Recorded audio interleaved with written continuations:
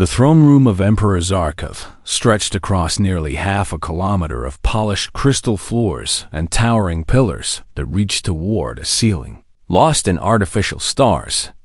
And the massive chamber held representatives from 40 conquered species who stood in silent rows along the walls, each one a reminder of the Vexalian Empire's 3,000 years of military dominance across the galaxy. High Commander Vexara approached the throne with measured steps, her forearms carrying data tablets that glowed with information about the newest threat to Imperial expansion.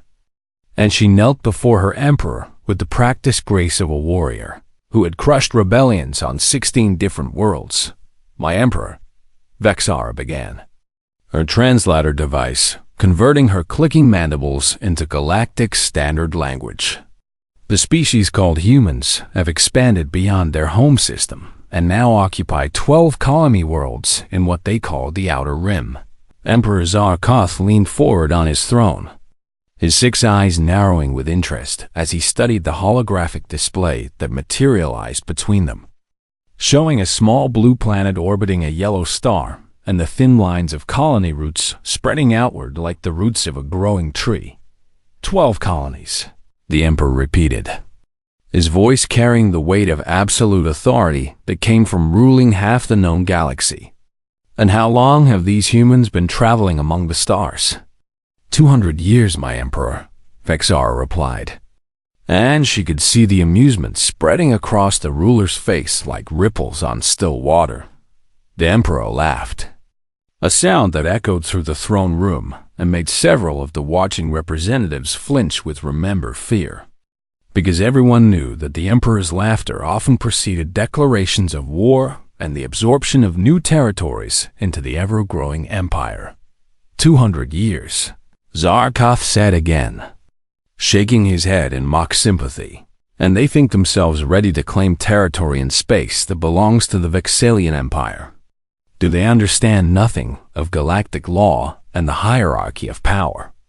Vexara activated another hologram that showed the comparative military strengths of various species, with the Vexalian Empire's bar stretching far above all others like a mountain among hills, while humanity's military strength appeared as barely more than a small bump near the bottom of the display.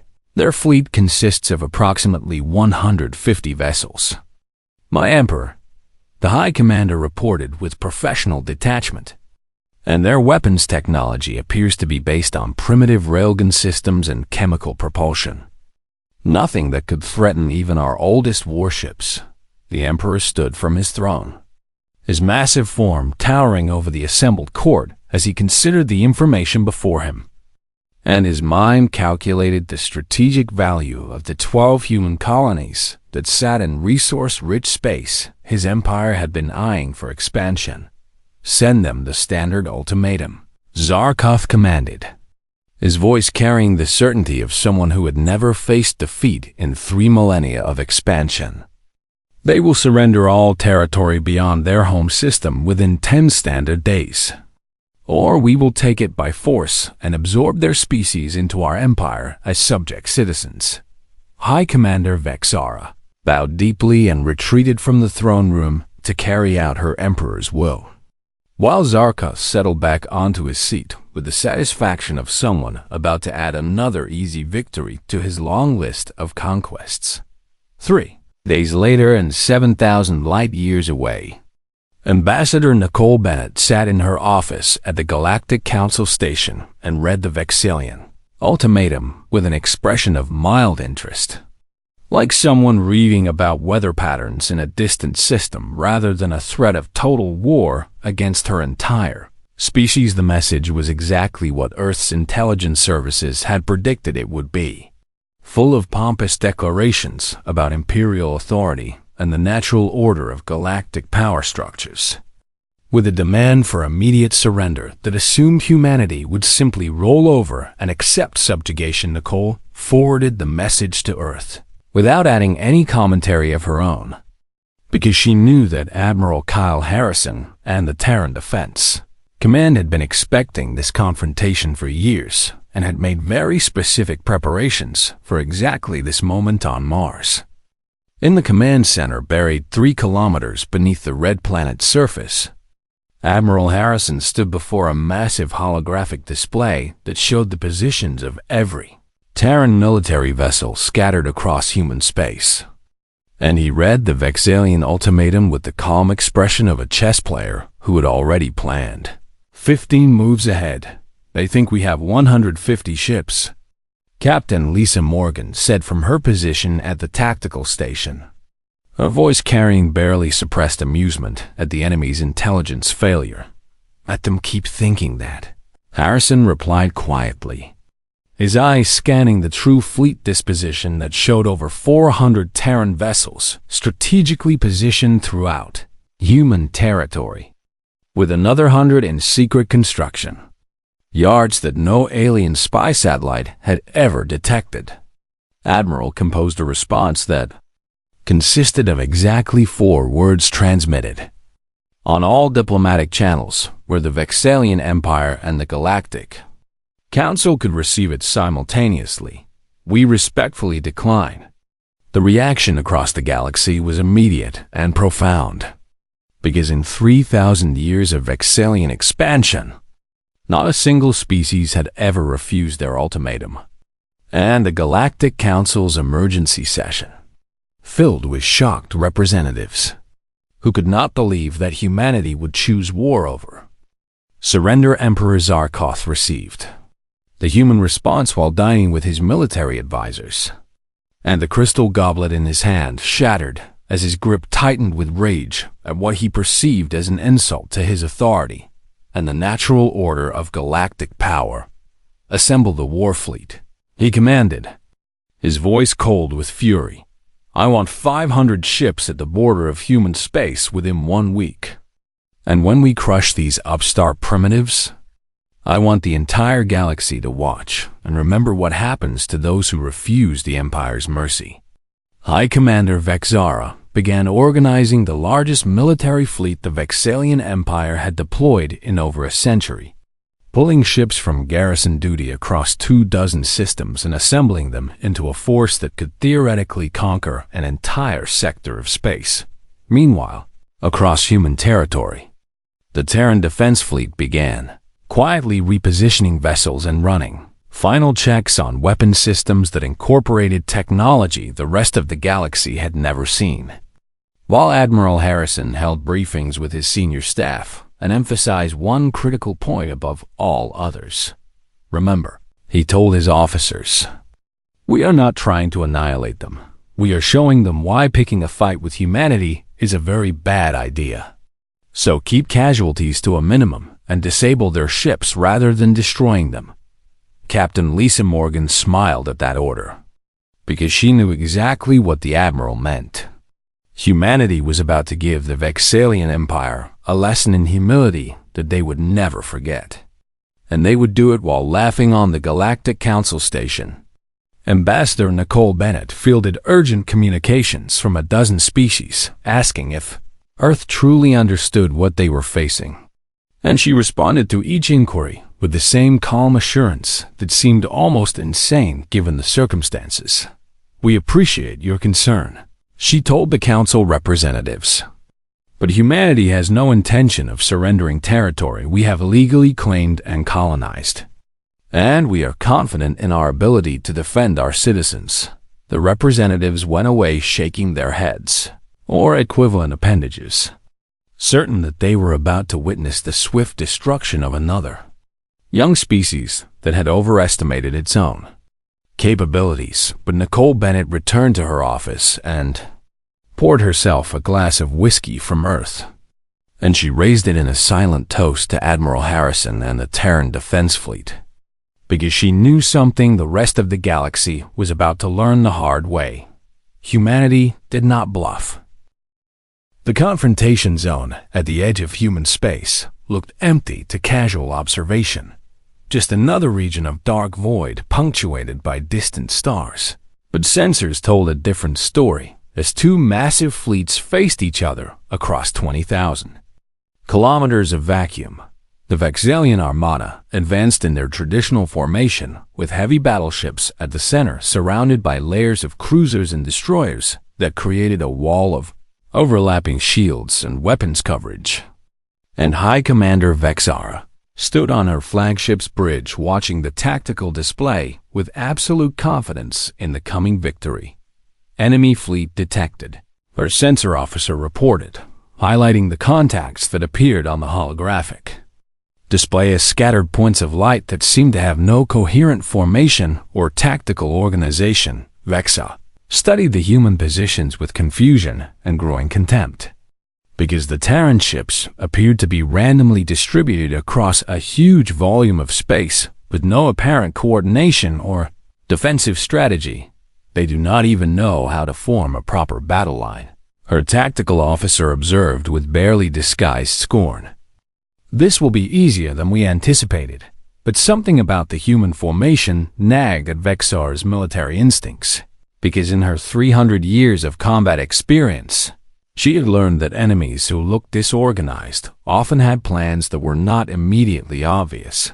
Count their ships, she ordered, and her sensor officer ran a detailed scan that took several minutes to complete due to the scattered nature of the human fleet. Sensor contact shows approximately 400 vessels, High Commander, the officer reported, and Vexara's mandibles clicked together in surprise, because intelligence had assured her the humans could field no more than 150 ships.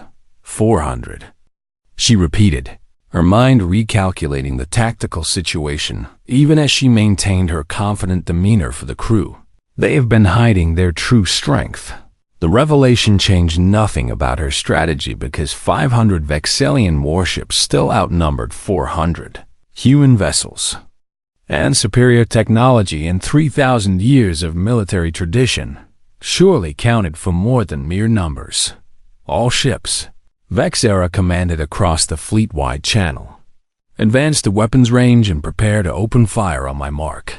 The Vexalian fleet moved forward with mechanical precision, their ships maintaining perfect spacing and alignment as they had been trained to do for centuries, while their weapon systems charged and targeting computers locked onto the scattered human vessels aboard the TFS Defiance.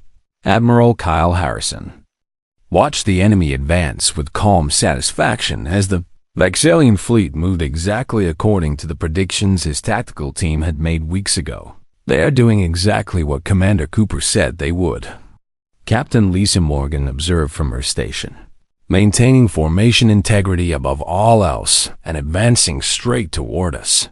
Predictable. Harrison agreed quietly.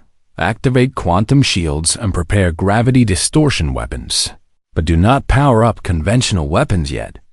I want them to think we are still using primitive technology until the last possible moment. The Terran fleet maintained their seemingly random positions while their advanced shielding systems came online invisibly, creating protective fields based on quantum entanglement that operated on principles the Vexalian Empire had never encountered. All ships report ready. Lisa confirmed, and Harrison nodded once before opening a channel to the entire Terran fleet. Remember your training, he told his people across 400 ships. We are here to teach a lesson, not to kill. So disable and disarm, but do not destroy unless absolutely necessary. The Vexalian fleet reached optimal weapons range, and High Commander Vexara gave the order that she expected would end the battle within minutes. All ships, open fire. 500 warships unleashed a coordinated barrage of energy weapons that lit up the void like a newborn star, and beams of concentrated plasma and particle streams converged on the scattered human vessels with enough power to vaporize asteroids. The Vexalian crew watched their displays, expecting to see enemy ships exploding, or at least taking catastrophic damage. But instead, the human vessels simply sat there absorbing the incredible firepower, with shields that barely registered the impacts. Impossible. Vexara hissed as her tactical display showed 0 confirmed kills and minimal damage to any human ship. Increase power to weapons and fire again. The second barrage produced the same result as Terran quantum shields redirected the incoming energy into harmless dispersal patterns. And Vexara realized with growing dread that she was facing technology far beyond what her intelligence reports had suggested. "Captain Wright," Admiral Harrison said calmly to the commander of the TFS Thunderstrike, "you are authorized to return fire. Show them what gravity weapons can do." "Captain Danny." Wright grinned as he received the order he had been waiting for and activated the experimental weapons systems that humanity had spent 20 years developing in secret research facilities. The TFS Thunderstrike and 15 other ships, equipped with gravity manipulation technology, fired their weapons. And space itself seemed to twist and bend around the Vexalian fleet as localized gravitational anomalies disrupted the fabric of relative action ships.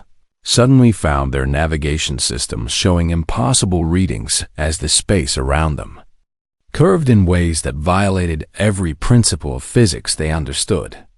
And several vessels collided with each other as their automatic positioning systems failed to compensate for the distortions. "What is happening?" Vexar demanded as her flagship lurched sideways despite her helmsman's attempts to maintain course. "What kind of weapons are these?" Her sensor officer stared at impossible data that showed gravity wells appearing and disappearing around the fleet in patterns that made no scientific sense according to Vexalian understanding of physics. "They are manipulating gravity itself," the officer reported with shock evident in her voice, "creating spatial distortions that our systems cannot predict or counter."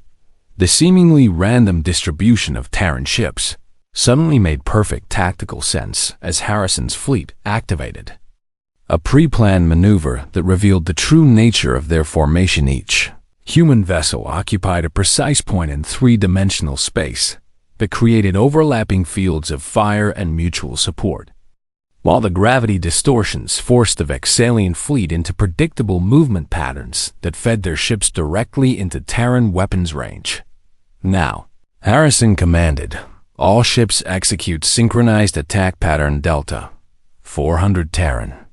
Vessels moved as one in a coordinated dance of tactical precision that the rigid Vexalian formation could not match. And conventional weapons fire combined with gravity manipulation to create a web of destruction that tore through the enemy. Fleet Vexalian ships found their targeting computers useless as spatial distortions made it impossible to calculate firing solutions. And their shields failed under impacts from directions they had not anticipated due to the bent space around them within 5 minutes. The first wave of Vexalian ships was completely disabled with weapons offline and propulsion systems damaged. And not a single Terran vessel had taken serious damage. Lieutenant Ashley Parker, aboard the TFS Thunderstrike, watched enemy ships drift helplessly and could not resist making a comment over the command channel. "Sir," she said to Captain Wright with barely suppressed laughter, "I think their textbook formations might be about 2,000 years out of date." Wright chuckled at his weapons officer's observation before responding to her tactical assessment with mock seriousness. "Lieutenant," he replied, "I believe you are being generous with your estimate." "High Commander." Vexara stared at her tactical display in disbelief as she watched her proud fleet being systematically dismantled by an enemy that moved with a grace and coordination her ships could not match. "All ships, fall back and regroup," she ordered, abandoning her aggressive posture for the first time in her military career. "We need to reassess the situation." The Vexalian fleet attempted to withdraw, but found even that simple maneuver complicated by the lingering gravitational anomalies that made navigation unpredictable. Admiral Harrison watched the enemy retreat and opened a direct communication channel to the Vexalian flagship, his face appearing on Vexara's viewscreen with an expression of calm authority. "High Commander," Harrison said without preamble, "we have no desire to destroy your fleet or kill your people. Withdraw from human space and we will consider this matter settled." Vexara looked at the human admiral and felt something she had never experienced in 300 years of warfare. Respect for an enemy who could have annihilated her entire fleet, but instead offered mercy, but pride and duty prevented her from accepting the offer immediately.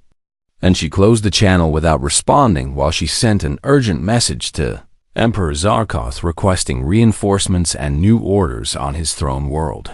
The Emperor received news of the battle with rage that shattered crystal goblets and sent courtiers fleeing from his presence, because the idea that his invincible fleet had been defeated was incomprehensible. Send every available ship. Zarkoth commanded, I want the humans crushed, and I want the galaxy to see what happens to those who defy the Empire. The war was about to escalate far beyond what anyone had anticipated. The Vexalian war fleet assembled at Rally Point Epsilon like a swarm of metallic predators gathering for a hunt. And High Commander Vexara stood on the bridge of her flagship, watching as ship after ship emerged from quantum tunnels to join the growing Armada 500 warships represented the largest military deployment the Empire had ordered in over 100 years. And each vessel carried enough firepower to reduce a planetary surface to molten glass within hours, while their combined shields could withstand bombardment from an entire star going nova. Status report. Vexara commanded, and her tactical officer immediately brought up holographic display showing the fleet composition and readiness levels that climbed steadily toward full combat. Capability: 497 ships have arrived, and report full combat readiness. High Commander, the officer reported with crisp efficiency. The final 3 vessels will arrive within the hour, and all ships have completed weapons checks and shield calibrations. Vexara nodded with satisfaction as she studied the tactical projection that showed the fleet's overwhelming superiority over the human forces, because according to every intelligence report they had gathered, humanity could field no more than 150 ships against their 500. The humans must see this display and realize their mistake. Her second-in-command observed, gesturing toward the massive fleet that filled the view screens with an intimidating wall of military might. Surely they will reconsider their refusal and accept our terms. But Vexar had fought enough battles to know that hope was a dangerous emotion in warfare, and she had learned long ago to prepare for every possibility, even when victory seemed absolutely certain. So she ordered her intelligence teams to continue gathering every scrap of information about human military capabilities. Meanwhile, 30 light-years away on Mars, Commander Ryan Cooper sat in the intelligence center reviewing data about Vexalian battle tactics that his teams had been collecting for the past 15 years through a combination of observation, defector interviews, and signals intelligence. They fight like clockwork, Ryan explained to the gathered officers who had come to receive his briefing. Every battle follows the same pattern: overwhelming frontal assault with massed energy weapons, reliance on superior numbers and firepower, and absolute confidence that their shields can withstand any counterattack. Captain Megan Torres leaned forward in her seat, her eyes bright with interest as she studied the tactical display showing decades of Vexalian military engagements against various species across the galaxy. In 3,000 years, they have never changed their doctrine, Ryan continued, highlighting several key battles that demonstrated the same strategic approach repeated across centuries. They win through brute force and intimidation, not through innovation or adaptability, which means they have no experience fighting an enemy that can match or exceed their technology, Megan said. And Ryan nodded in agreement because she had identified exactly the weakness that Terran Defense Command intended to exploit. They also have never fought an enemy that deliberately hid their true military strength, Ryan added, pulling up classified files that showed the real size and capability of the Terran fleet. They think we have 150 outdated ships, when in reality we have 412 vessels equipped with technology they cannot even imagine. The briefing room filled with quiet laughter as the officers absorbed this information and began to understand just how badly the Vexalian Empire had underestimated humanity's preparedness for this exact confrontation aboard the scout ship TFS Explorer. Captain Megan Torres and her crew conducted close-range reconnaissance of the assembling Vexalian fleet while their advanced stealth systems kept them invisible to enemy sensors. "Look at that formation," her tactical officer commented, with barely concealed amusement. "They are arranged in perfect geometric patterns, like they are on parade, rather than preparing for combat." Megan studied the enemy fleet through her instruments and noted how the Vexalian ships maintained rigid spacing and orientation, creating a display that looked impressive but sacrificed tactical flexibility for visual impact. "They want us to be intimidated," she observed, recording detailed scans of each ship type and weapon system for transmission back to Terran Defense Command. "They think a big enough show of force will make us surrender without fighting." A Vexalian patrol cruiser detected the TFS Explorer's presence at the edge of their sensor range, and Megan watched with interest as the enemy ship briefly altered course in their direction before returning to its position in the fleet formation. "They saw us," a tactical officer reported with surprise. "But they are not pursuing.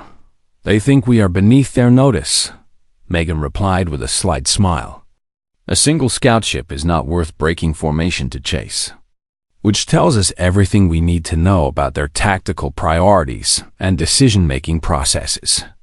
She ordered the Explorer to complete its reconnaissance sweep and return to friendly space with the intelligence data that would help Admiral Harrison finalize his battle plan back on Mars.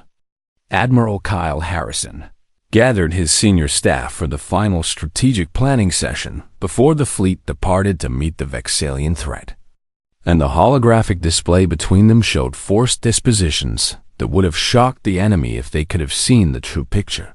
412 ships, Harrison said quietly, gesturing to the display that showed every Terran vessel and its current position, including 73 stealth corvettes, 42 carrier groups with drone complements, and 16 ships equipped with experimental gravity manipulation weapons. Captain Lisa Morgan pulled up detailed specifications on the Terran fleet's actual capabilities, and the numbers told a story of deliberate deception that had been maintained for decades while humanity built military technology in secret. "Our quantum shields can absorb 10 times more damage than anything the Vexalians have ever encountered," Lisa reported. "Our gravity weapons can create spatial distortions that will play havoc with their targeting systems. And our AI-assisted combat coordination gives us tactical flexibility they cannot match. And they think we still use railguns and chemical propulsion," another officer added with a laugh, referring to the deliberately misleading information that Terran intelligence had been feeding to alien observers for years. Admiral Harrison let his officers enjoy their moment of satisfaction before bringing the discussion back to the critical point that would define the upcoming engagement. "Remember what we are trying to achieve here," he said firmly, his voice cutting through the amusement and refocusing everyone's attention. "We are not going to war to destroy the Vexalian Empire. We are demonstrating that humanity will not be bullied or intimidated into surrendering our sovereignty." He paused to let that sink in before continuing with the orders that would guide Terran forces in the coming battle. "Disable their ships. Do not destroy them," Harrison commanded. "Target weapons and propulsion systems. Minimize casualties on both sides. And show them that we could annihilate their fleet but choose not to. Because that choice will teach them more about humanity than 1,000 victories through destruction." The officers absorbed these orders with understanding nods, because they recognized the deeper strategy at work. Humanity would win not just a bandwidth, not just a Military victory, but a moral one that would reshape galactic politics for generations to come. We want them to go home and tell their emperor that they faced an enemy who could have killed them all, but showed mercy instead, Lisa said, articulating what everyone in the room was thinking. That kind of lesson sticks with people. Admiral Harrison composed a final message to the Vexalian fleet, offering them one last chance to withdraw without bloodshed. Though he knew the proud empire would never accept what they would view as surrender before the battle had even begun. As predicted, High Commander Vexara received the message and deleted it without even forwarding it to Emperor Zarkoth, because the idea of retreating from a species they outnumbered 3-1 was unthinkable for a military that had never known defeat. The stage was set for a confrontation that would change galactic history, with the Vexalian Empire confident in their overwhelming superiority and humanity, prepared to give them a demonstration they would never forget. Emperor Zarkoth's fury echoed through the Imperial Palace as he ordered every available warship to converge on human space. And within days, 300 additional vessels began their journey from garrison posts across 24 systems. Reinforcement fleet represented nearly every mobile military asset the Vexalian Empire possessed outside their core defensive positions. And the Emperor personally authorized the deployment of Planet Killer weapons as a demonstration of his absolute determination to crush human resistance. High Commander Vexara received the reinforcements with mixed feelings, because while the additional firepower was welcome, she had seen firsthand what human technology could do against traditional Vexalian tactics, and she suspected that more ships using the same outdated strategies would simply mean more ships getting disabled. My Emperor, she transmitted back to the throne world. The humans possess weapons technology we have never encountered, and our conventional tactics are ineffective against their gravity manipulation systems and quantum shielding. But Zarkoth refused to hear any suggestion that his empire's military doctrine might be flawed, and he responded with orders to attack immediately upon the reinforcements' arrival, regardless of tactical considerations. Overwhelming force has always been our path to victory, the Emperor declared, and it will serve us again against these upstart primitives. Aboard the TFS Defiance, Admiral Kyle Harrison watched the enemy reinforcements arriving and felt a mixture of regret and determination, because he had hoped the Vexalian Empire would accept his offer of peace rather than escalating the conflict. 300 more ships. Captain Lisa Morgan reported as her sensors tracked the new arrivals joining with the original fleet that had already been badly mauled. They are either very brave or very foolish. Both, Harrison replied quietly, and that makes them dangerous even in defeat. So we need to show them something that will make even their emperor understand that continuing this war is suicide. He turned to Commander Eric Stevens, who led the Experimental Weapons Division and had been waiting for authorization to deploy humanity's most advanced military technology. Commander, Harrison said formally, you are authorized to deploy the autonomous combat drone fleet. Show the Vexalians what real force multiplication looks like. Eric grinned with anticipation because he had spent 5 years developing the drone swarm technology and had been eager to demonstrate its capabilities in actual combat conditions. Yes, sir, he replied. Launching carrier groups now. Captain Lauren Hayes commanded the TFS Valkyrie, a massive carrier ship that looked more like a mobile factory than a traditional warship, and she received the deployment order with professional satisfaction. All bays. Begin launch sequence, Lauren commanded, and her crew initiated protocols that had been practiced hundreds of times in simulation, but never used in real combat. The TFS Valkyrie and 11 other carrier ships opened their launch bays and released thousands of autonomous combat drones that spread through space like a swarm of intelligent insects.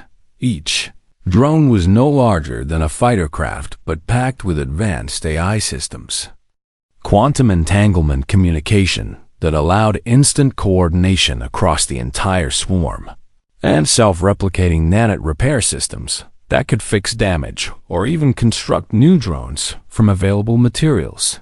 The drone swarm moved with eerie coordination as thousands of individual units operated as a single distributed intelligence that adapted to enemy tactics in real time. Commander Vexara watched the drones deploying on her sensors and initially dismissed them as insignificant threats, because fighter-sized craft had never been effective against heavy warships with proper point defense systems.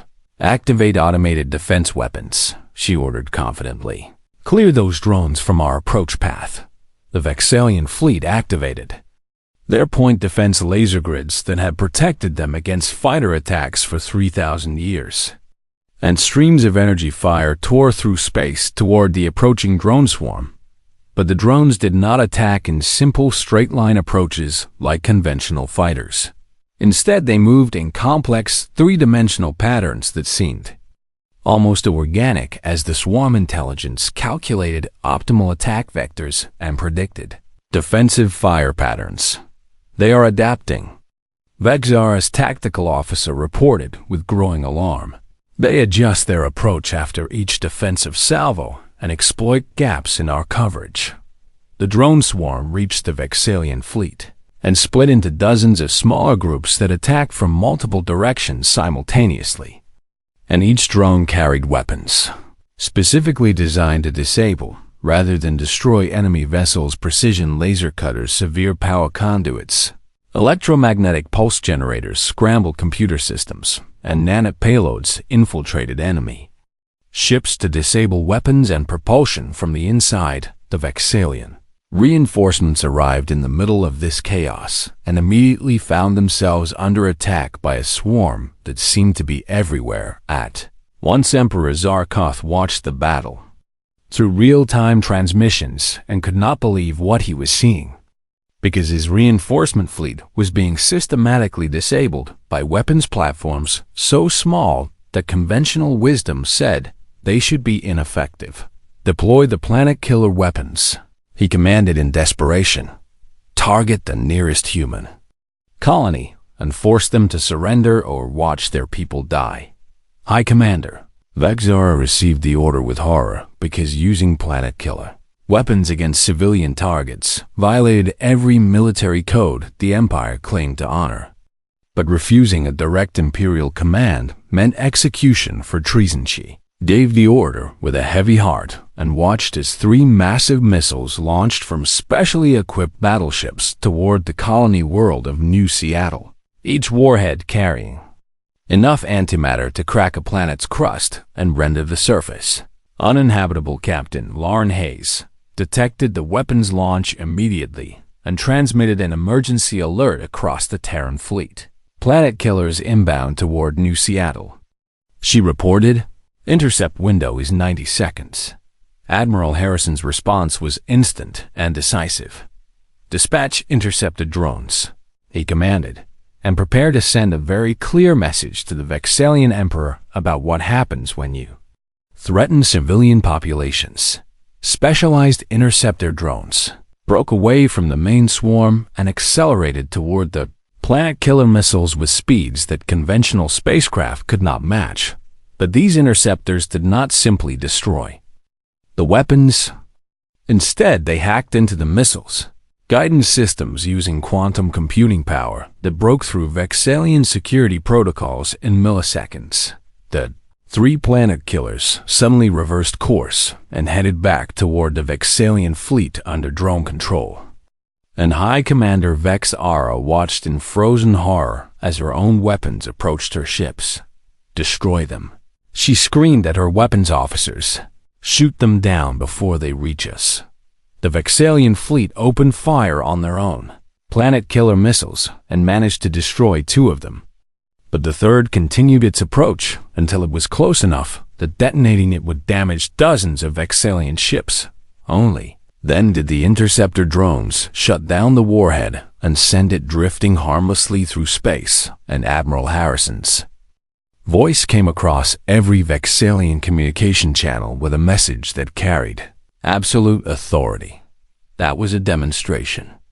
Harrison said calmly, "We could have let those weapons strike your fleet, but we chose mercy instead.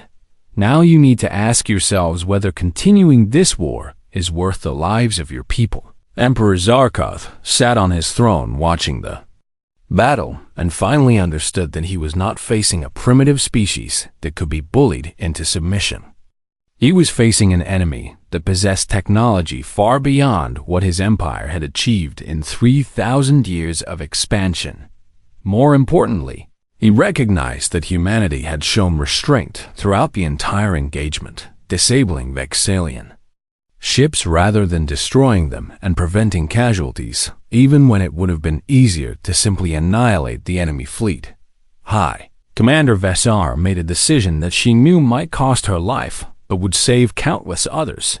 All ships, cease fire, she commanded across the fleet channel. I am requesting an immediate ceasefire and opening negotiations with the Terran fleet.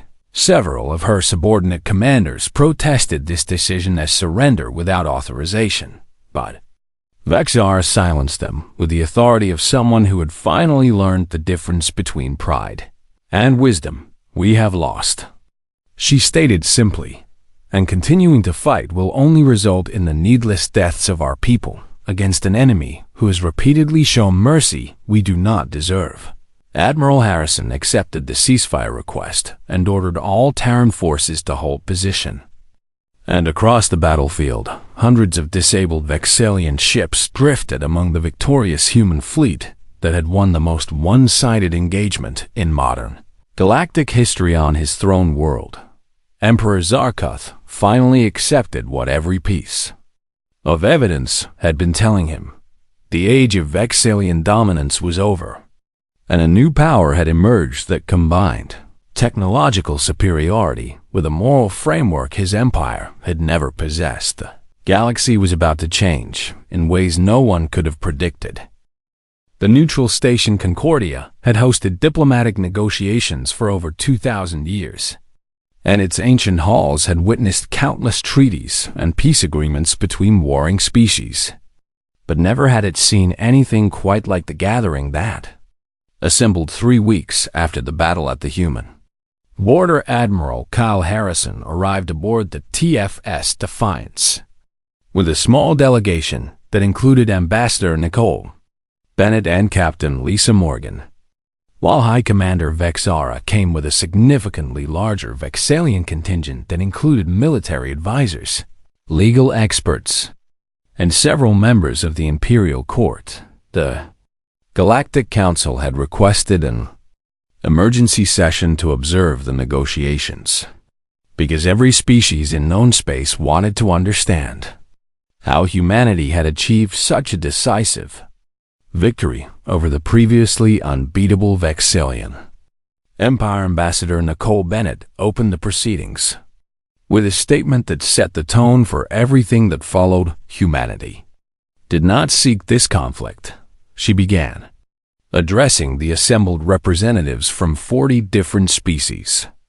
We responded to an ultimatum that demanded we surrender legally claimed territory, and we defended our sovereignty using military force only after diplomatic options were exhausted. She paused to let that sink in before continuing with the revelation that would reshape galactic politics. What happened in the battle was not the result of luck or desperation.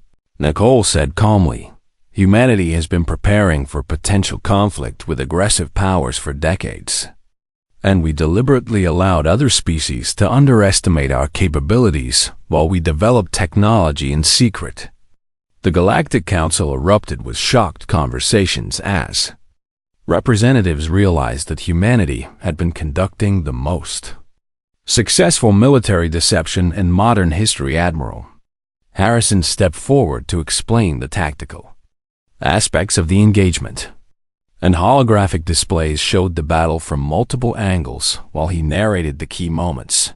We could have destroyed the entire Vexalian fleet within the first hour of combat, Harrison stated matter-of-factly. Our weapons technology and tactical coordination gave us overwhelming superiority at every stage of the engagement. He activated a simulation that showed what would have happened if the Terran fleet had used maximum force from the beginning. And the Vexalian representatives watched in stunned silence as the display showed their entire fleet being annihilated in less than 60 minutes. But we chose not to do that. Harrison continued. Because humanity values life, even the lives of those who attack us. And we believe that showing mercy to a defeated enemy is more valuable than demonstrating our capacity for destruction. High Commander Vexara stood to address the council, and her voice carried the weight of someone who had learned a profound lesson through bitter experience in 3,000 years of expansion. The Vexalian Empire has never faced military defeat, she admitted. We have conquered 40 species and absorbed hundreds of worlds into our territory, and we believed our military superiority was absolute and eternal. She gestured toward Admiral Harrison with respect that would have been unthinkable before the battle. Humanity defeated us in every measurable way. Vexara continued. Their technology is superior. Their tactics are more flexible, and their coordination is beyond anything our doctrine can achieve. But what truly humbled us was their restraint. The council chamber fell silent as every representative leaned forward to hear what the High Commander would say next. They could have killed us all. Vexara said quietly.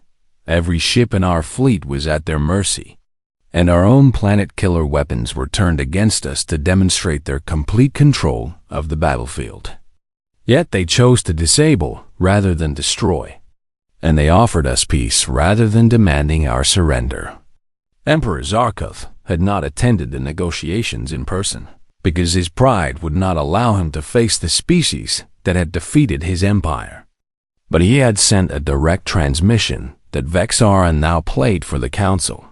The Emperor's image appeared on the main display, and his 6 eyes showed something the galaxy had never seen before: humility. The Vexalian Empire acknowledges defeat, Zarkov stated formally, and we recognize that our expansionist policies have created enemies where we could have made allies. Humanity has taught us that true strength includes wisdom and restraint, qualities our empire forgot in our pursuit of dominance. The transmission ended, and Ambassador Nicole Bennett presented the terms that would reshape the balance of power across known space. Earth proposes the formation of a new coalition based on mutual defense and cooperation rather than conquest, she explained. The Vexalian Empire will cease all aggressive expansion and join this coalition as an equal partner rather than as a conquered subject. The council representatives struggled to understand why humanity would offer partnership to an enemy that had threatened them. With Extinction Captain Scott Mitchell, representing Terran military interests, explained the reasoning behind this unexpected generosity. We studied the Vexalian Empire for years before this conflict, Scott said, and we learned that despite their aggressive expansion, they maintain strict codes of military honor and have never engaged in genocide or total war against civilian populations. He pulled up historical records showing how the Vexalians had treated conquered species. And while the Empire had demanded tribute and obedience, they had not engaged in the wholesale slaughter or enslavement that characterized some other galactic powers. That restraint suggests a culture that can change, Scott continued. And we believe the Vexalian military could become valuable allies if they channel their considerable capabilities toward mutual defense rather than conquest. High Commander Vexara accepted these terms on behalf of her emperor, and she made a request that surprised even her own delegation. The Vexalian Empire formally requests access to human military academies, she said. We wish to send our officers to study Terran tactical doctrine and to learn from those who defeated us. Admiral Harrison agreed immediately because he recognized the value of building lasting connections through shared military training. We will establish a joint task force He proposed combining Terran and Vexalian ships to patrol previously contested space and demonstrate the strength of our new partnership. The Galactic Council voted on the proposal and granted humanity a permanent seat with veto power in recognition of their demonstrated military capability and diplomatic wisdom. Several species that had been dominated by the Vexalian Empire for centuries immediately petitioned to join the human-led coalition, seeing in humanity a protector that would defend the weak rather than exploit them. Over the following months, the transformation of galactic politics accelerated as the new coalition grew to include dozens of member species. Captain Scott Mitchell worked with reformed Vexalian officers to create the Joint Defense Fleet, and the sight of human and Vexalian ships patrolling together became a symbol of the new era on Mars. Admiral Harrison stood in the command center and reflected on how the confrontation had ended, and he discussed the outcome with Captain Lisa Morgan during one of their regular strategy sessions. "We won the battle with technology," Harrison observed, "but we won the peace with philosophy." Lisa nodded in agreement as she reviewed reports showing increased cooperation between former enemies. The galaxy needed to see that strength without wisdom leads to endless conflict, she said. But strength combined with mercy can create lasting change.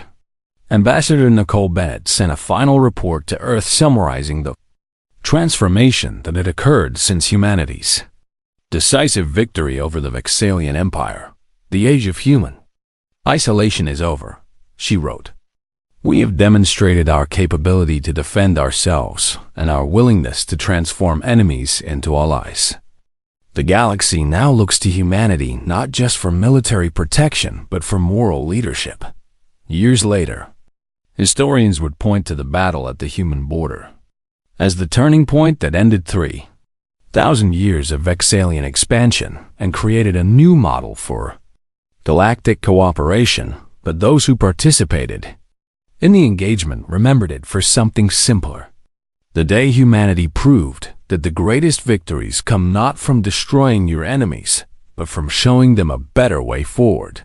The Terran Defense Fleet continued to guard human space with quiet confidence, knowing that their greatest weapon was not their advanced technology, but their commitment to principles that valued life and chose diplomacy over destruction. And somewhere in the Vexalian Empire, young officers studied the battle recordings and learned a lesson that would define their military doctrine for generations to come. True strength means knowing when not to use overwhelming force, and the mark of a great power is how it treats those it has defeated. The galaxy had changed, and humanity had changed it not through conquest, but through the simple demonstration that mercy and wisdom could be more powerful than any weapon.